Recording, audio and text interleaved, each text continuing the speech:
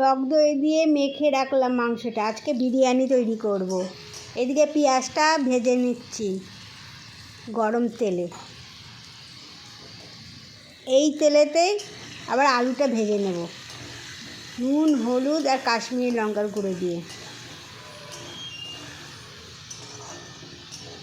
একটু ঢেকে দিতে হবে, তাহলে নরম হয়ে যাবে আলুগুলো।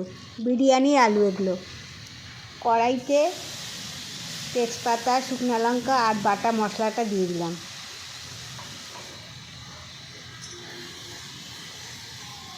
মশলাটা একটুখানি নাড়িয়ে নিয়ে সব একসঙ্গে মেশালাম সম্বারের সাথে। ভালো গন্ধই ছেড়েছে। হলুদ, কাশ্মীরি লঙ্কা গুঁড়ো দিলাম আর জিরে গুঁড়োও দিলাম। দিয়ে ভালো মতো কষিয়ে নেব তাই।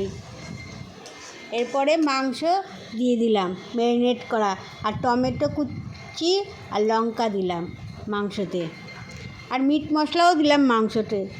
তাহলে আর এদিকে একটা গরম মশলা তৈরি করে নিলাম কিছুটা। মাংসটা জল ছেড়ে দিয়েছে, তার মধ্যে আলু ভাজাটা দিয়ে দিলাম। আর মাংস থেকে অনেক জল বেরিয়েছে। এর ওপরে অর্ধেক যে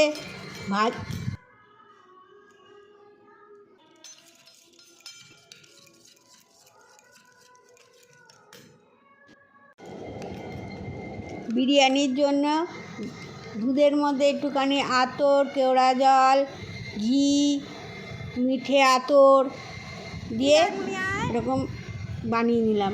এবার ভাতের উপরে পেঁয়াজ আর আতর আর গুঁড়ো মশলাটা দিলাম। তৈরি হয়ে গেল বিরিয়ানি। কিছুক্ষণ ঢেকে রাখতে হবে, তাহলেই তৈরি হয়ে যাবে বিরিয়ানি।